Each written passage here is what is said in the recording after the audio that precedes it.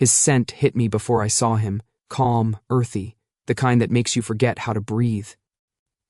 The hive breathes in lights.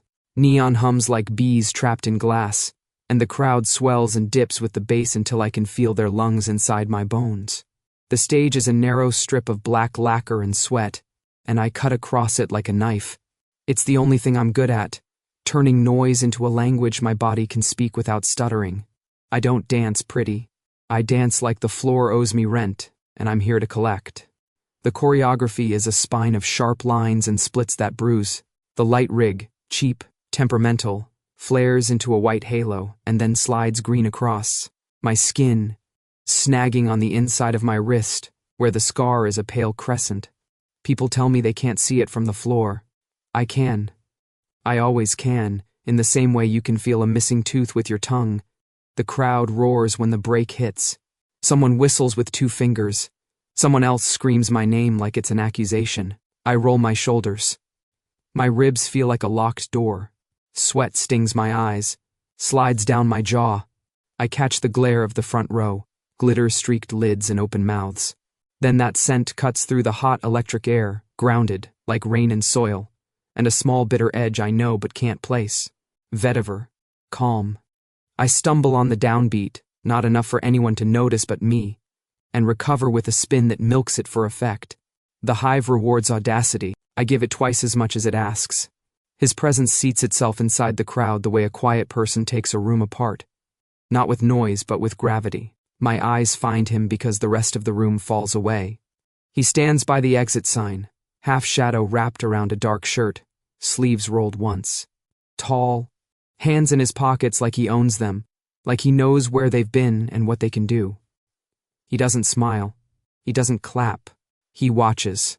The vetiver keeps breathing. Calm. Steady. My mouth goes dry. I finish the set the way I always do. On a held note, bent backward, until my spine complains and the ceiling feels close enough to bite. The lights black out. For a heartbeat, it's only the sound of hundreds of people remembering how to inhale. Then the room detonates into applause. The hive loves a body that behaves like a sin. I bow because the stage requires ritual. When I straighten, he's still there, not moving, like a lighthouse that has decided I'm the ship. Backstage is a tunnel that smells like old wood, hairspray, and cheap hope. The walls sweat with condensation, and somebody's laugh ricochets off a broken mirror and returns sour. I yank a towel over my head, drag it down my neck. My pulse is a fist. I keep my eyes down. Theo. Lena sings songs from the green room. The lime streak in her black bob fluorescing under the fluorescent lights. She shoves a water bottle into my hand and squints at my face. You look like you just saw a ghost who pays rent on time. I saw a manager, I say. Close enough. New one? Her nose wrinkles. Omegas have good noses. Mine is rude, and tonight it's talking too loud. Smells like aftershave and moral superiority. Smells like vetiver. The word lands too heavy in my throat. I shrug. Probably just some guy. Lena's gaze drops to my wrist. She never mentions it without permission. She's good like that. Still, her eyebrows ask the question she doesn't. I twist the towel around my hand, tight enough to blanch the skin. Drop it, I tell her, and she does, but not without leaving a look on the floor between us for me to trip over later. The hallway past the green room is a breath wide and 3 breaths long, zigzagging toward the loading door. The hive was built from reject pieces of other buildings and the stubbornness of people who needed a place to be loud. I like it because it's honest about the cracks. I step into the corridor, cool air fingering the damp at the base of my skull. And then he is there, turning into the same corridor from the opposite end, like the building remembered we had to collide. He's quieter up close. Not his body. He fills space. Broad shoulders under that black shirt, sleeves, rolled just enough to expose forearms that look practical, but his presence. The vetiver is gentler at this distance, threaded with heat, skin, clean sweat, something like cedar if I'm not lying. He takes in my face, my sweat-slick hair, the towel strangling my hand. His eyes are dark the way calm water is dark, right up until you fall into it. You're new, I say. Because my mouth believes in beginnings it can survive. A corner of his mouth considers a smile and then declines. His voice is the kind that would taste like whiskey if you could drink it. So are you, he says. Every time you step on that stage, the simple truth of it lodges somewhere between my ribs. I tell myself it's irritation because that's a safer sport than awe. You a critic? I lean a shoulder into the wall. The cinder block is cold against my blade. We don't validate parking. I don't park, he says. I work. He tilts his head at the shape of the club beyond us. I'm Marcus. Of course he is. The new manager the staff group chat won't stop muttering about. Supposedly he fixed a licensing problem in 2 phone calls and got the ice machine to stop crying by threatening it. He doesn't put out his hand like he expects me to shake it. Okay. Points. Theo, I offer. Because performance etiquette is a superstition with teeth. You watching or you measuring? Both, Marcus says. Watching is measuring when the building is alive. He says it like the hive has a pulse he's learning how to count. Something in my chest bristles and then settles. The towel slips, the edge drags across the pale crescent on my wrist. A hot, silent ache blooms there, the kind that has nothing to do with fresh injury. My body is too fast to catch, and the memory of pain gets there before reason. I clamp my hand around the wrist, a reflex older than my good manners. I don't want him to see it. I don't want anyone to see anything. Marcus's gaze flicks down, and then up again. Not fast, not greedy. I hate that I notice the difference. I hate that I feel safer because of it. What? I say, too sharp. Lose something? His head tips in that bare angle men use when they know they're dangerous but are trying not to be. No. Lena's boots pound closer. She rounds the corner, looks Marcus up and down like he's a suspicious drink. You the new sheriff? She asks. We don't do cattle here, just drama and overtime. Marcus's mouth moves into something like a smile and then out of it again. I'll remember that. She means welcome, I tell him, deadpan. I mean file your HR paperwork and don't touch the light board without buying it dinner first. Lena says, then winks at me and vanishes, mischief trailing behind her like perfume. He returns his attention to me, steady as if we're in an empty room, not a hallway vibrating with old bass. You push too hard, he says, not unkind. You leave yourself nowhere to land. I land fine. I tug the towel loose. It's the ground that has to keep up. He studies me. Not the way vultures do. The way architects stare at a building after the storm. There's no pity in it, which means I don't have to bite him. My shoulders loosen a fraction. The hive is changing, he says. I want it safer. For who? For everyone, he says, like that's not naive in a city like this. Including you. I bark out a laugh because the alternative is to let something soft climb up my throat. Good luck, I say. I'm expensive.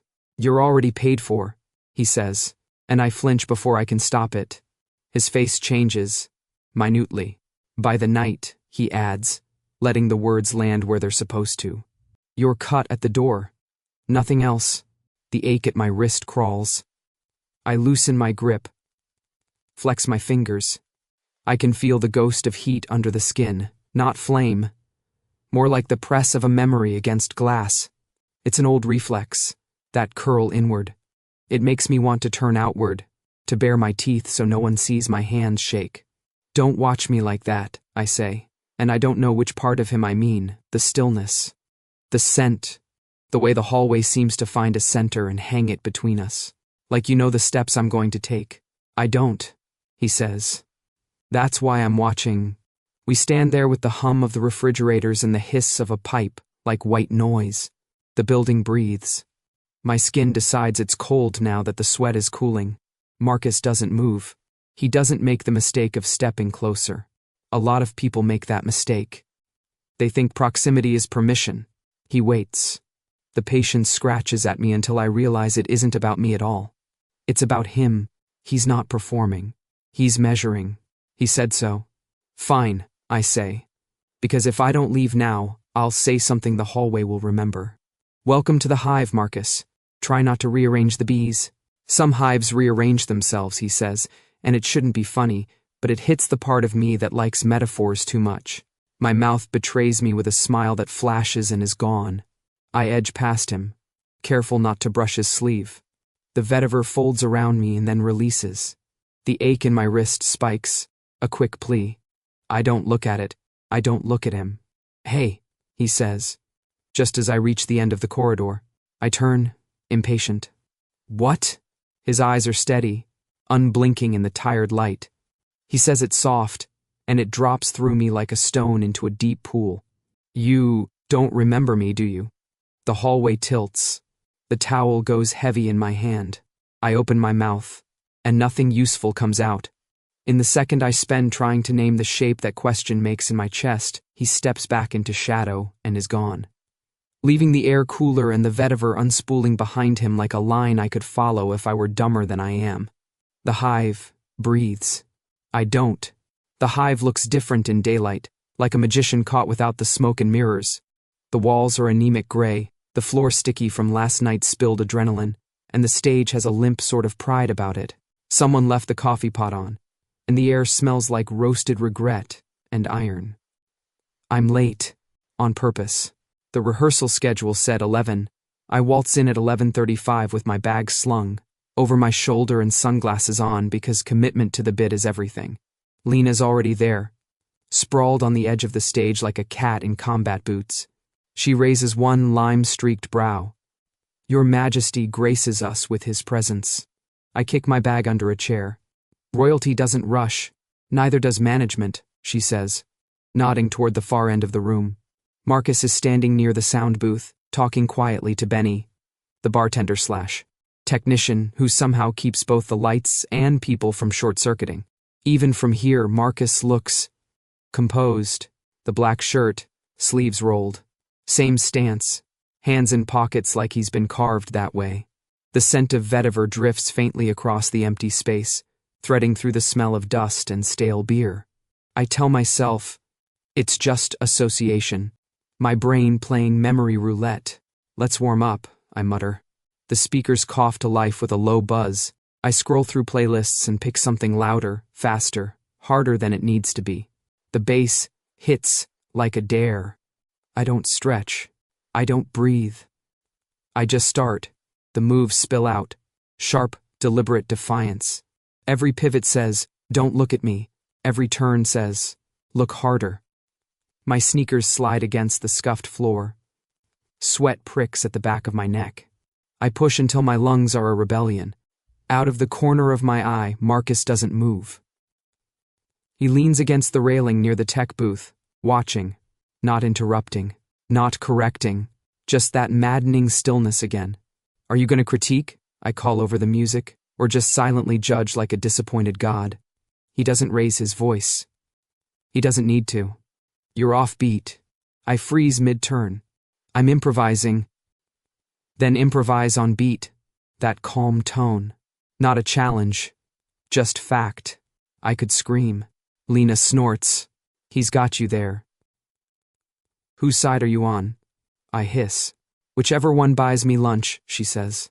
I spin again, harder, the soles of my shoes slapping like punctuation marks. My muscles burn in protest, but I ride the edge anyway, forcing my body to keep time with a rhythm that doesn't belong to me. Marcus crosses his arms, doesn't blink, doesn't flinch. It's infuriating. So I turn the volume up, louder. The room rattles. Turn it down, Theo, Benny shouts from behind the bar. You'll blow the amps. That's the point. I throw back, laughing too loud, too sharp. Then the track glitches, cuts to silence. The absence of noise is worse than the reprimand I'm expecting. I look toward the booth. Marcus has hit the power. He walks over, quiet steps on old wood. You done testing me? I grab a towel, wiping my face. That depends. You done watching? Not even close. Lena whistles low. Yikes. Parental energy. Go fix something, Lena, I snap. She grins, with pleasure, and vanishes toward the dressing room, boots echoing off concrete. Benny lingers at the edge of the bar. You really trying to see how far you can push him, huh? Who says I'm trying? Kid, Your entire personality says you're trying, Benny mutters and ducks out of sight. Now it's just me and Marcus, the quiet expanding between us like another wall. He studies the stage lights overhead. Then me. Why do you care how I rehearse? I ask. Because the floor under you is cracking, he says, calm again. If you fall through, the rest follows. I hate that he makes sense. I hate that he sounds like he's talking about more than flooring. I throw the towel onto a chair. You sound like a self-help podcast. He gives the smallest shrug. Maybe. But even podcasts are right sometimes. I roll my eyes and storm off before he can see the stupid twitch of amusement in my mouth. It's hours later when I find him again. The club's mostly empty, just the dull hum of the fridge and the sound of someone working with tools. I follow the noise. Marcus is on a ladder, sleeves rolled past his elbows, one hand steadying the frame while the other adjusts a stubborn spotlight. There's a smear of dust on his forearm, and a stray lock of hair has escaped whatever neat idea of order he keeps. I fold my arms. You really like control, don't you? He glances down. Only when someone keeps trying to break things. Maybe some things deserve to break. He tightens a bolt, metal groaning in response. Then maybe you should stop mistaking destruction for freedom. That lands harder than I want to admit. I look away, pretending to inspect the stage floor. You could have called a tech for that, I say after a moment. Managers don't usually fix lights. Managers usually don't dance on them either, he replies, stepping down the ladder. Besides, I like to know what keeps this place running, including the people. The phrasing shouldn't sound as intimate as it does. My pulse trips. We're not machines, I say, softer than intended. I know. He wipes his hands with a rag. Machines are easier. For a second, the silence between us hums like the power waiting to surge back into the lights. He looks at me, really looks, and I feel seen in a way that doesn't burn. That's almost worse. I'll try not to break your precious equipment, I say finally. He gives me half a smile, quiet and clean. Try not to break yourself either. I scoff because that's the only defense left. I'm fine. I didn't say you weren't. He steps aside, letting me pass, and the scent of vetiver ghosts by again, earthy, cool, steady. It fills my chest before I can stop it. That night, long after everyone's gone, I sit on the stage with my legs dangling over the edge. The lights above are fixed now, burning a soft amber instead of the usual glare. My reflection stares back from the polished floor. Tired eyes, damp hair, the faint white crescent on my wrist catching the glow. I tell myself I hate him, or maybe I hate the way he makes silence feel like a mirror. I exhale slowly, and the air tastes like vetiver. I hate that too, because under the hatred is something worse, something that wants to breathe it in again. Rain has a sound here. It doesn't fall, it rehearses. Every drop hits the metal awning outside the hive with the same patient rhythm, tap, tap, tap, like it's keeping time for a song I've forgotten. The city feels muted, washed in silver. Inside, the club is quieter than usual, just the hum of the refrigerators, and the ghost of last night's music bleeding from the walls. I'm halfway through mopping the stage when my phone buzzes on the edge of a speaker. Unknown number. A single message lights up the screen. You think the mark is gone? My heart drops clean through my stomach. I stare at it long enough for the screen to dim and die. The rain outside keeps time, relentless. My wrist tingles under the band of my hoodie, and I rub the spot, forcing the nerves to behave. There are only a handful of people who could know about that mark, and I've spent years making sure none of them can reach me. Except maybe one. I don't think. I move. Down the hall, up the narrow stairs to the office that still smells new. The doors open, light spilling out in stripes across the floor. Marcus sits behind the desk, sleeves rolled, a mug of coffee steaming beside him. Calm. Of course he's calm. You think this is funny? I snap, tossing my phone onto the desk. The message glows between us, like a dare. He looks up, slow and steady. Should I? You sent it. No. His eyes flick to the phone. But someone wants you to think I did. That's convenient. He leans back in the chair. Sit down, Theo. I'm fine standing. You're shaking. I'm angry. I shoot back. That's different. Anger is just fear wearing a better outfit. The words hit like a slap. I cross my arms tighter, every muscle in my neck wound too tight. You think you can psychoanalyze me into calm? No. He gestures toward the chair opposite him. But you could breathe before you choke on yourself. I open my mouth to argue, but then another voice cuts through the air, deep and gravel warm. Both of you shut up. Chef Cole stands in the doorway, holding a tray with 3 cups of tea. His white apron is stained with something that might have once been tomato, and his blind eyes are aimed squarely between us. The man doesn't need sight to see straight through walls. Cole. Marcus starts. We're talking too loud for this weather, Cole interrupts, setting the tray down with the precision of someone who memorized the room decades ago. Rain hates shouting. He pushes 1 cup toward me. Steam curls up, carrying the scent of lime and ginger. I blink. I didn't order therapy. You didn't need to. He slides the 2nd cup toward Marcus. Drink. Both of you. I stare at the tea. You even know which one's mine. Lime for the one who hides behind noise, he says. Mint for the one who hides behind silence. Marcus hides a smile behind his cup. I shoot him a look. Cole lowers himself into the 3rd chair, hands wrapping around his own mug like it's the only warm thing left in the room. Now, he says, listen to the smell. Not the words. Excuse me? I ask. Smell tells truth first. He taps his temple. One of you smells like rain on iron, someone waiting for a pass that won't return. The other smells like lightning that's afraid to strike. Great, I mutter. We're a weather forecast. Maybe, Cole says. But storms always meet in the middle. The silence that follows is heavy but not cruel. I stare into the tea until the steam fogs my glasses. The lime smell cuts through my chest. Too clean, too bright. It tastes like something trying to remind me I'm alive. Cole stands with a creak of old joints. One of you fears what was, he says. The other fears what is. When you stop switching places, maybe this place will stop smelling like ghosts. He leaves before either of us can answer. The sound of his cane fades down the hall. I trace the rim of my cup. Do you pay him to talk like that? He pays himself, Marcus says. Inaccuracy. I glance at him. He's watching the rain smear itself down the office window. His calm makes me want to break something just to see if he'd flinch. So you didn't send it, I say, quieter now. No, but you know who did. I have ideas. Want to share with the class? He shakes his head. Not until I'm sure. You don't need more ghosts than you already carry. That tone, low, protective, infuriating. Stop talking like you know me. Then stop acting like you don't want me to.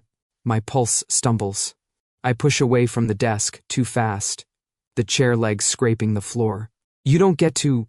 I start, but the words die in my throat. Because my wrist burns. Not fire. Not pain. Just heat. Steady, and pulsing like the echo of a heartbeat that isn't mine. I pull back my sleeve. The pale crescent mark is still there, faint as ever, but now it glows under. The dim light, so faint I could convince myself it's just reflection. Except it isn't. I drop my sleeve fast. Stay away from me, I manage. Voice frayed. I grab my phone and storm out. Lena catches me near the dressing room, her neon hair gleaming even in the gray light. What happened? You look like someone told you caffeine's illegal. I wave the phone. Anonymous message. Probably Marcus. Her eyes narrow. If he touched you. He didn't. Good. Because if he does, I'll touch him. With a chair. A shaky laugh slips out of me. He already did. What? I rub my wrist. Not with hands. With words. Lena tilts her head. That's worse. She squeezes my shoulder once, firm and loyal, then disappears down. The hall muttering threats that sound suspiciously like friendship. The rain hasn't stopped when I end up back in the dressing room. The mirror hums with the faint light of a dying bulb. I sit in front of it, elbows on knees, and watch the reflection of my wrist. The scar catches the neon glow, silver, not white now. For a heartbeat, it looks alive. I don't know whether to be terrified or relieved. The Hive at night is a different creature.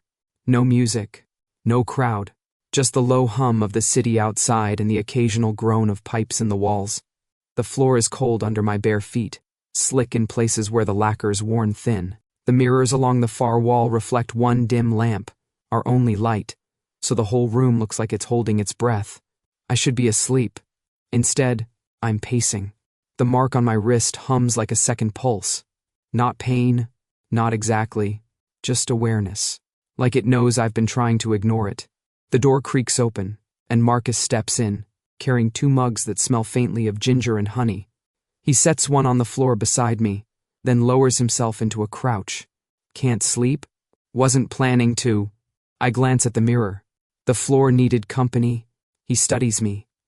Head tilted. Or you did. I shoot him a look. Don't start with therapy. It's too late for that. He doesn't smile. Then let's try something simpler. He takes a slow breath, the kind that fills the space between words. You keep fighting the mark.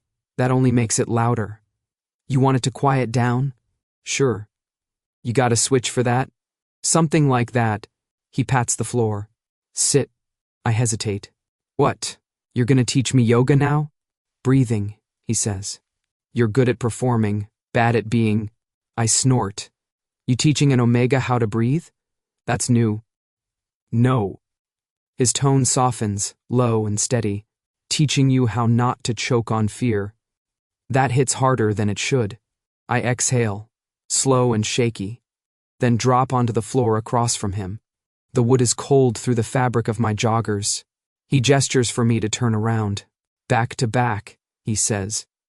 You'll feel the rhythm better. I raise an eyebrow. You want contact? Bold of you. I'll risk it. We shift until our backs touch, broad warmth against my shoulder blades. The first thing I notice is how quiet he is, even up close. His breathing's even, unhurried. My pulse, on the other hand, is playing drums. The smell of vetiver wraps around us, not sharp anymore, just grounded, like rain after thunder. Close your eyes, he murmurs. Why? Because you don't trust them. He's right. Damn him. I do it anyway. Now breathe with me, he says. In through the nose, out through the mouth. No rush. I inhale. The air tastes like dust and citrus oil from the mop bucket someone forgot to empty. His back expands against mine as he breathes in, and the gentle pressure drags my lungs into sync before I can think about it. In, out, in, out. The mark's rhythm slows, matching his. Better, he says after a minute. Don't get cocky. Noted. The silence stretches. It's not awkward, it's too thick for that. The kind that feels alive, like the air is learning to listen. My shoulders start to unknot. The pulse in my wrist softens. And then my mouth betrays me. Stop smelling like comfort. He laughs under his breath. The sound vibrates through his spine and into mine. I'll take that as progress. Don't. You could have said stop being here. You didn't. I open my eyes, glaring at the mirror. The reflection shows 2 silhouettes, joined at the center like a single breathing shape. Maybe I'm too tired to argue. Maybe, he says quietly, you're finally not running. That earns him a bitter smile. You think sitting on the floor counts as growth? For you? He shrugs, and the motion ripples through our contact. Absolutely. We fall into silence again. It's strange, feeling his breath shape mine, like learning a song I didn't know I remembered. My heartbeat finds its way between the beats of his. Every inhale tightens the invisible thread between us. Every exhale lets it stretch, not break. How long am I supposed to do this? I ask, voice small. Until you stop shaking. I'm not. He doesn't respond. Because we both know I am. Minutes pass. Maybe more. The lamp flickers. Somewhere outside, thunder rolls far enough away to sound like memory. My thoughts start drifting, back to the stage, to the echo of the message, to the faint glow under my skin. But here now, it doesn't feel like a threat. The warmth at my wrist is steady, almost kind. Feels weird, I mutter. Like the mark's breathing, too. It is, Marcus says softly. It listens to you. Always has, I swallow. You talk like you've known it a long time. I know what it means to carry something that won't stay quiet. That tone, calm but cracked around the edges, pulls at something deep in me. I want to ask, what did you carry? But the words die before they form. My chest feels too light to risk weight.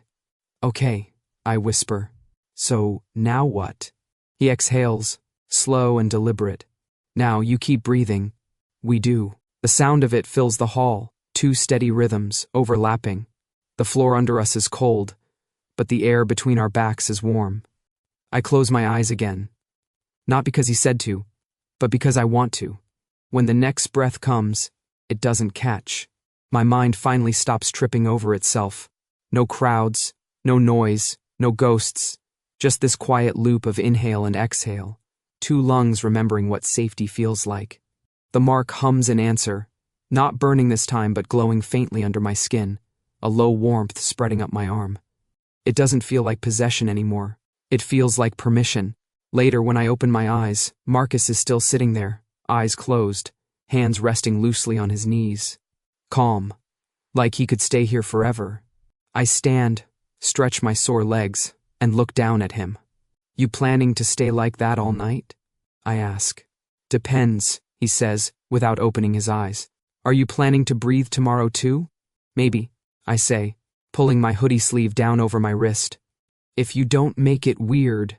He chuckles, low and easy. No promises. As I walk toward the door, the mirror catches a faint reflection. Me, relaxed, for the first time in years.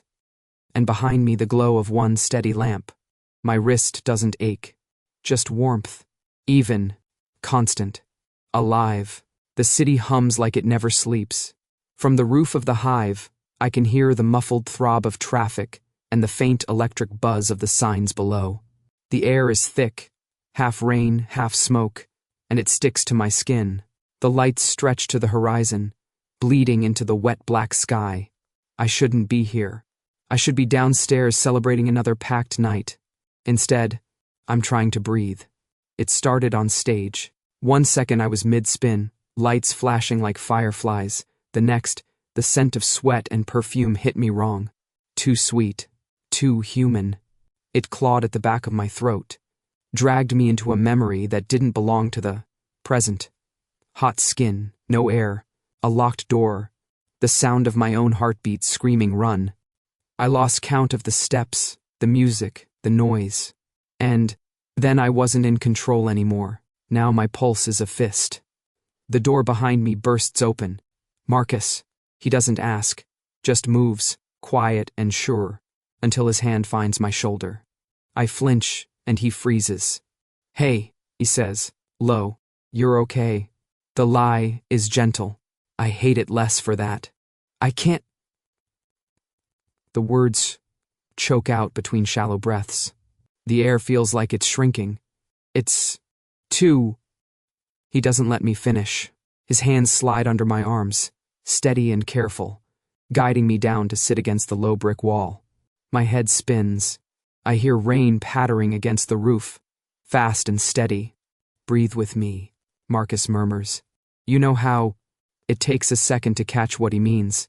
The breathing exercise, the one from that empty studio, when the mark didn't burn. He sits beside me, shoulder brushing mine, matching my ragged rhythm. In through the nose, out through the mouth. In, out. His voice drops into the space between. Good, he says quietly. You think you're broken. You're not. I laugh, sharp and ugly. Then why does it still burn? His gaze flickers to my wrist. I've pulled the sleeve up without realizing it. The crescent-shaped scar faintly visible under the city light. It glows softer than the skyline. Because, he says, healing doesn't mean forgetting where the wound was.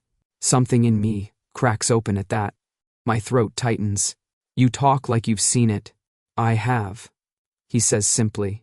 I turn to him, studying the shadows that play across his face. His eyes are darker than usual, not cold, just heavy. The kind of heavy that comes from carrying something you never put down. For the first time, I notice a small curve of scar near his wrist, too. Pale against tan skin. Mirrored. My stomach twists. What happened that night, Marcus? He doesn't answer, and silence presses between us until I can't stand it. The words rip themselves out before I can stop them. I was locked in a storage room, I say. The music was still going outside. I don't remember the face, just the smell, fear and heat, and my own hands shaking. And then, the mark, I thought. My voice breaks. I thought I hurt someone. He exhales slowly. Theo, I don't even remember doing it. The words come out like claws. I woke up with blood on my wrist and a burn that wouldn't go away. They said I went feral, that You didn't destroy anyone, he says. Firm this time. Not comforting. Final. My chest goes still. How would you know? His eyes flick away to the skyline. The city lights reflect in them. Tiny fractured stars. For a second, I swear he's about to say something real, something I need. But then he swallows it down. I just do, he says. The rain starts again. Gentle now. It beads on his hair, his shirt. He doesn't move, doesn't shake it off. His calm drives me insane. I want him to yell, to break, to feel something other than control.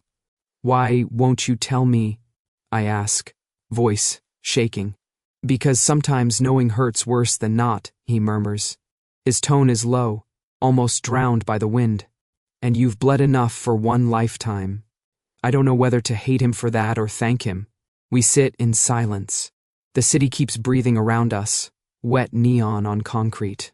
My pulse slows until it matches the rhythm of the rain. The burn on my wrist dulls into warmth, not pain.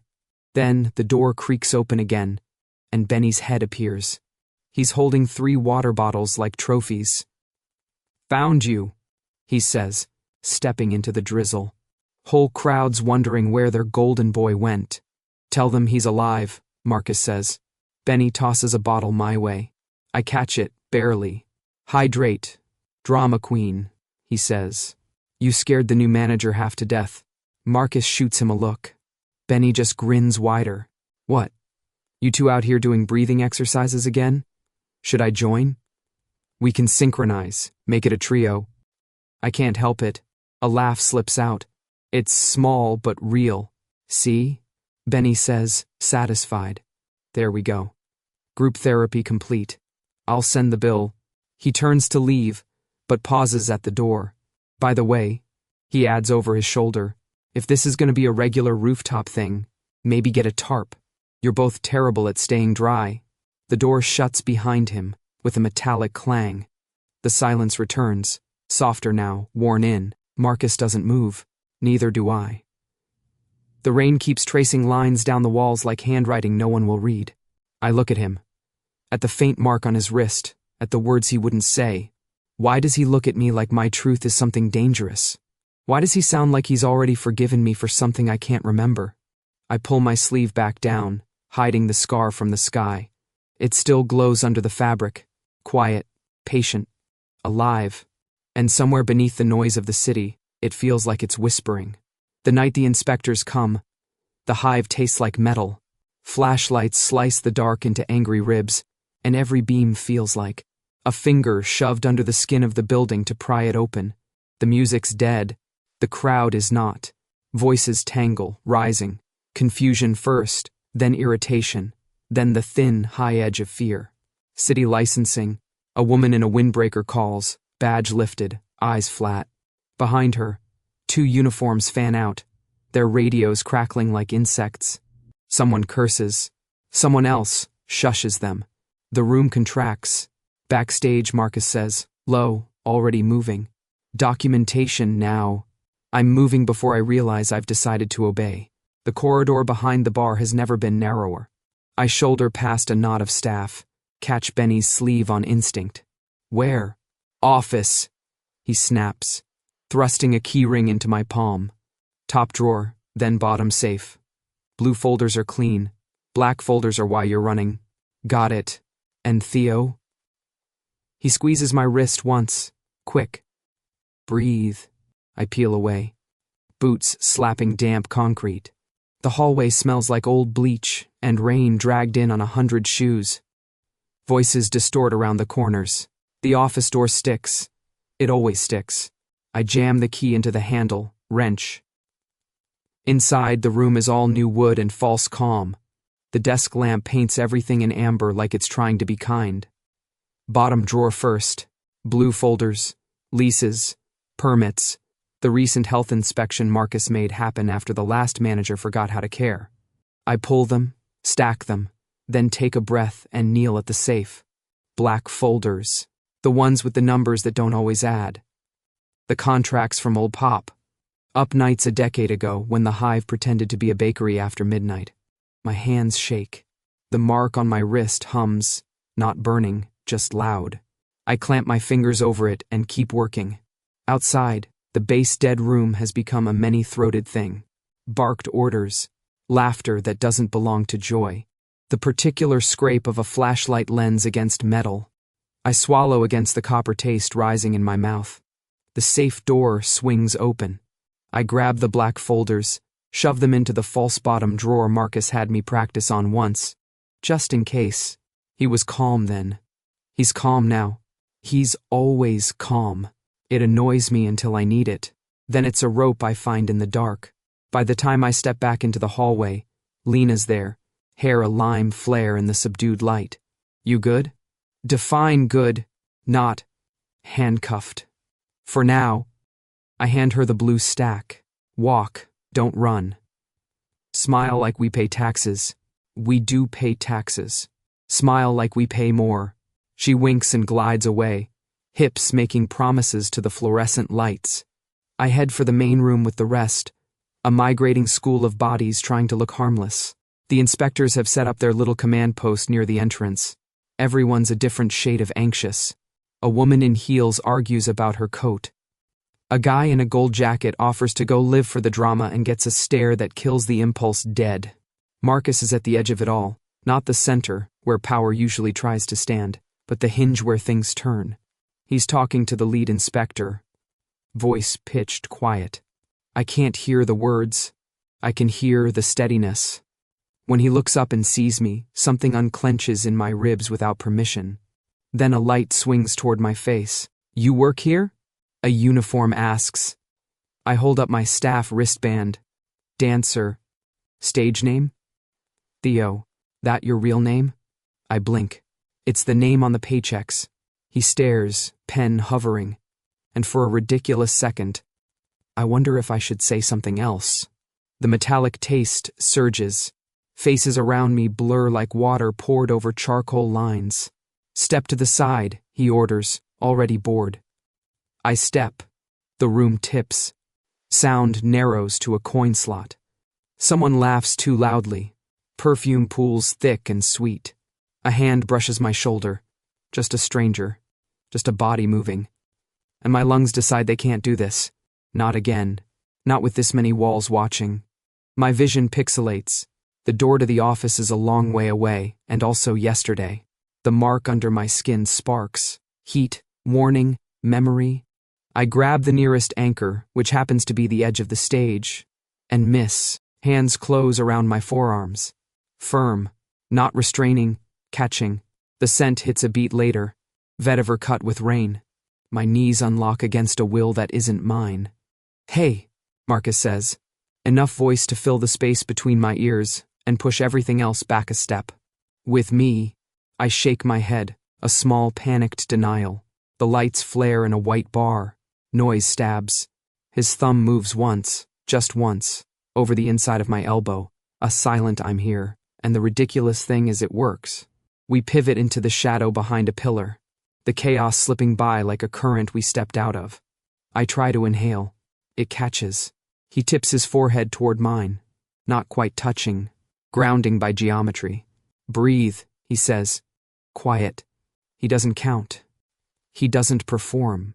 He just does it, long and deliberate, so my lungs remember how to obey. In, out, in, out. The metallic taste recedes a fraction. And then our hands brush. It isn't much. My palm grazes the back of his, as he shifts to steady us. Skin to skin for a heartbeat. Heat, flares, pure and bright and known. Not pain. Not shock. Recognition. The mark under my skin answers like a struck match agreeing with a flame. For a second, the room's noise drops to a far tunnel, and all I can hear is the tide of our breathing and the thrum where our wrists remember each other. His eyes find mine. He doesn't look surprised. He looks like a man arriving after a long walk. "It's you," he says, barely louder than the lights. "It's always been you." Everything inside me stops. That night, the words scrape out raw. "You." He doesn't look away. "You marked me, yes." His voice is steady. Not a confession, not a charge. A fact both of us finally allowed to exist in the air. But I asked for it.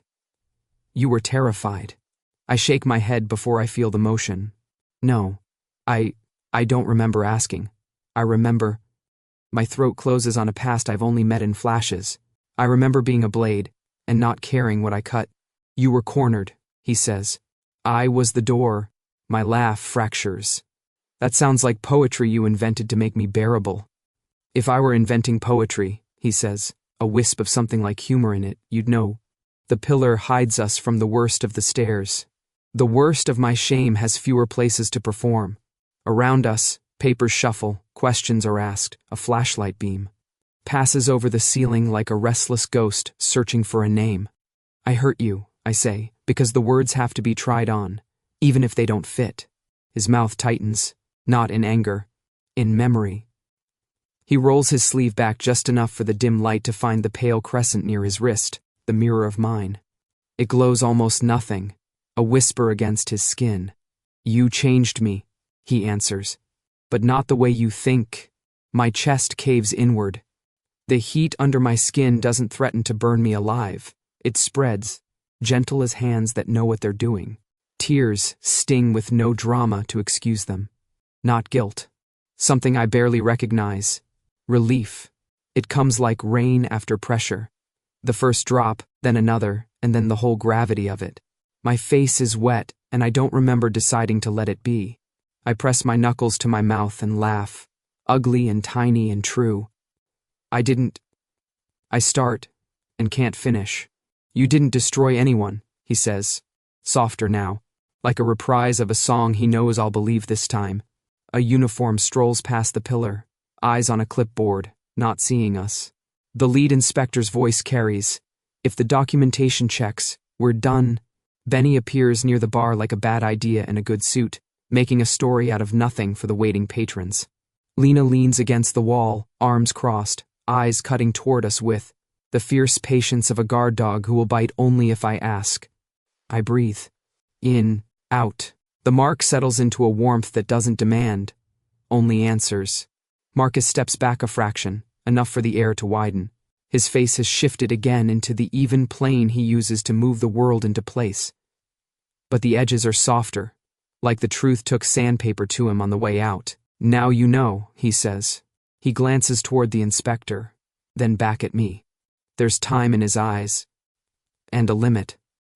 He turns, the vetiver trailing after him, steady as before. "What will you do with it?" The hive has never looked bigger. Tonight the lights reach all the way to the ceiling, refracted through smoke and sweat and the kind of electricity that only happens when everyone in the room is waiting to be moved. The crowd is a heartbeat, hundreds of them throbbing together. From backstage I can feel the pulse through the soles of my shoes. It should feel like victory. It doesn't. It feels like pressure building under glass. Lena paces near the monitor desk, chewing her lip ring. Benny scrolls through lighting cues, muttering to himself. Marcus stands apart, hands in his pockets, gaze fixed on the stage like he's seeing something that isn't there. We're minutes from curtain. Then the phone buzzes in his jacket pocket. He checks it, just once, and I see the color drain from his face. "Marcus?" I step closer. He slides the phone toward me. A message glows on the screen with an attached video file. "Wonder if the world's ready to see what your perfect answer did that night." Below, a thumbnail, dim light, 2 figures, my shape unmistakable. My throat closes. "Who sent this?" He exhales, the sound like a door closing. "Someone I used to trust." Before I can process it, the stage manager runs in. 5 minutes. Lena catches the tension instantly. What's wrong? Marcus's jaw locks. Blackmail. Old footage. Benny curses under his breath. Who? Marcus hesitates, then says it. Aaron. Lena's eyes flare. The ex-partner Aaron? The one who still owes you? Yeah. Marcus cuts her off. He wants the club. Theo's reputation, maybe both. So he leaks it tonight, Benny says grimly. Right when the whole city's watching. The air thickens. The music bleeding from the main hall sounds distant, warped. What do we do? I ask. Marcus's gaze flicks to me. We don't let him define it. Before I can answer, the emergency exit slams open. Aaron himself strolls in. Slick suit, slick smile, a phone in his hand, and the arrogance of a man who's already hit upload. Well, he drawls. If it isn't the prodigal dancer and the saintly manager. Quite the reunion. Lena steps forward, teeth bared. Get out. Relax, he says. Just business. Unless you'd prefer the internet to handle it. Marcus moves first. Calm, deadly. You release that file, and it won't make you rich. It'll make you forgettable. Aaron grins. You think threats work on me? No, Marcus says. But timing does. He nods toward Benny. Benny's already moving. One flick of a switch, and the entire backstage lighting grid shorts, plunging us into chaos. Darkness. Shouts. A crash. I hear Lena's voice, sharp and bright. Go, Theo. What? Go, she hisses. Before he gets his show. Give them yours. Something in her tone shoves me forward. I run. The stage is a living storm. Smoke coils like breath. Lights sweep over the crowd. They cheer without knowing what's happening behind the curtain. The track that should have played next, Slick Pop, is missing. The soundboard's dead. Fine. I don't need it. I walk into the spotlight, alone, the roar dimming as recognition ripples through the room. Silence follows me like an echo. Then I move. No choreography. No cues. Just movement spilling raw, uncut. My body remembers pain the way language remembers vowels. Every reach is confession. Every twist is apology. The floor is slick under my shoes, but I stay upright, because falling now would feel too easy. The band catches on. Someone, Benny, maybe, patches the system enough to feed in a low hum of neo-soul slow smoky chords that slide under the noise. My heart picks up the rhythm. My limbs follow. The world narrows to breath, motion, pulse. Out of the corner of my eye I see Marcus at the edge of the crowd. He's not interfering, not fixing. He's watching. For the first time, his eyes aren't made of control. They're open. Human. The tempo rises. Heartbeat speed. The crowd stirs, caught between awe and ache. The song breaks into percussion, and I tear through it. Spins, leaps, steps that shouldn't make sense but do. My shirt sticks to my skin, breath ripping through my chest.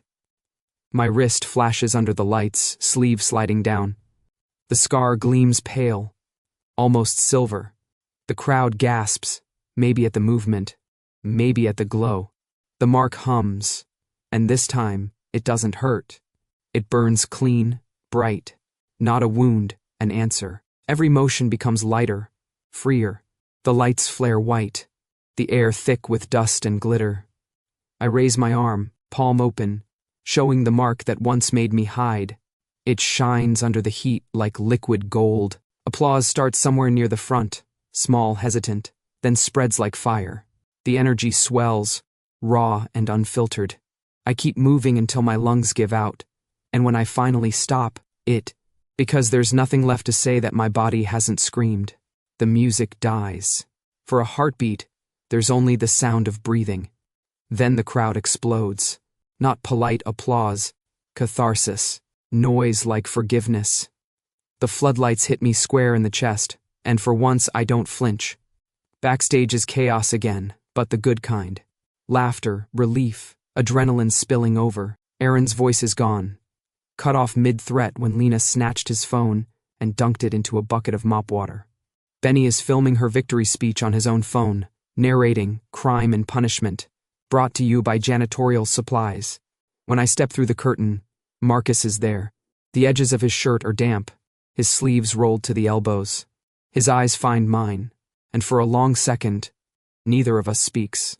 "You didn't stop me," I say finally. "You didn't need stopping." The silence stretches, warm this time. The hum between us isn't fear anymore. It's recognition. "What about the video?"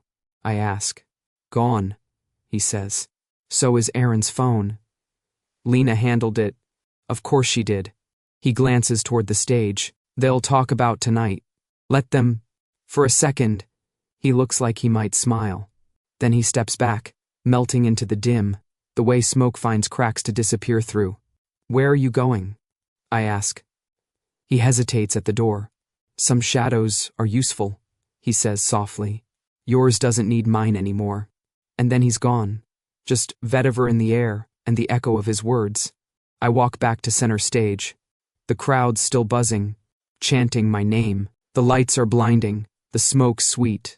I lift my wrist again, and the glow answers like a heartbeat. For the first time, I'm not marked by someone else. I'm shining on my own. Dawn comes quietly over the city, slow and forgiving. The roof of the Hive is slick with dew, the air heavy with the scent of rain and coffee from the cafe downstairs. The stage lights inside are long dead, replaced by the softer kind, the kind that doesn't demand to be watched. Marcus is sitting on the ledge, elbows on his knees, watching the city wake up. His shirt is wrinkled, his hair damp at the temples. There's an untouched cup of coffee beside him, steam ghosting upward into the pale gold light. I step onto the roof, the metal door closing behind me with a sound too loud for morning. He doesn't turn, but I know he hears me. The quiet between us is familiar now, the kind that doesn't bruise. "I thought you'd already disappeared," I say. He exhales a small laugh. "I almost did." I walk closer, the gravel crunching under my shoes. Would have been a dramatic exit. Stage left, no applause. "Didn't feel right to leave before sunrise," he says, voice low. The city deserves at least one honest ending. I sit beside him, careful but close enough that our knees nearly touch. The air smells like ozone and citrus soap from the backstage sink. I glance at his profile, the faint stubble, the tired line of his jaw, the shadow of something that isn't quite regret. "I remember," I say quietly. That gets his attention. He turns, eyes sharp and soft at once. "What do you remember?" "Not pain," I say. "Just your voice. You were telling me I could stop." He doesn't move. His throat works like the words he wants to say are knives with the edges still wet. "You were scared," he murmurs. "And I couldn't stand to see you afraid of yourself." I reach for his hand before I can overthink it. His skin is warm, a quiet pulse under my palm. "I wasn't afraid of myself," I whisper. "I was afraid of not knowing what I'd done. Of what I might be." His hand turns under mine, fingers brushing my wrist where the faint crescent still glows in the half-light. "And now?" "Now I know I didn't mark you to own you," I say. "I did it because I wanted to hold on to something kind. You were the first person who didn't touch me with fear." Marcus watches me like he's memorizing the words so he doesn't have to trust them. "And it burned you anyway."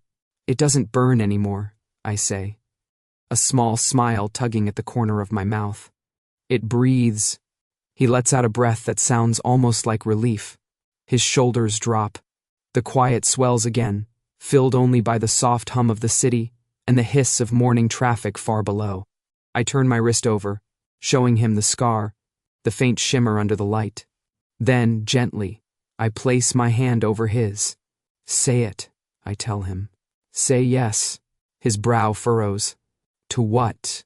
"To this," I say. "To whatever it is that's been circling us since that night." He studies me for a long moment. Then, steady, deliberate, he nods. "Yes." The word lands like sunlight through fog.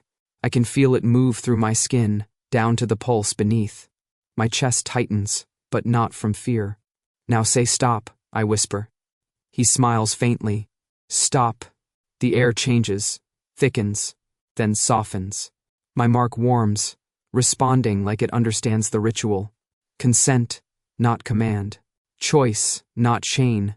I mirror it back to him, fingers brushing the pale echo on his wrist. "My turn," I say, and breathe the words out against his skin. Yes. He closes his eyes. The breath he releases trembles. And then softly I add, stop.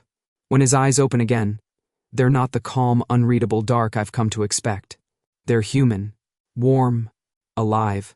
For a while we just sit there, the world pared down to two pulses finding each other in the silence.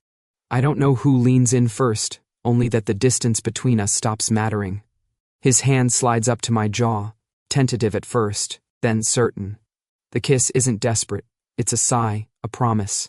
The sound of walls crumbling quietly. His lips taste like rain and coffee. Mine probably taste like trouble. I pull back just enough to say, you still smell like vetiver. He smirks, lazy and unguarded. And you still taste like trouble. Consistency is key, I murmur. He laughs softly against my mouth, and the sound vibrates down my spine, anchoring me to the moment, to the choice I've finally made. The sun edges higher, spilling light across the roof. It catches on our hands, mine resting over his fingers brushing the underside of my wrist. The marks respond, slow at first, then brightening into a soft golden glow that blooms under our skin. Not fire, not claim, just warmth. Marcus watches the light spread, a faint smile tugging at his lips. Looks better on you, he says. Maybe it looks better with you. We sit in that light until the city noise grows louder, until the world remembers itself. He squeezes my hand once, gentle, then lets it rest there, unmoving. The sky is almost fully awake when I finally breathe a thought that's been sitting in my chest since the night everything began. For the first time, the mark didn't own me. I chose it.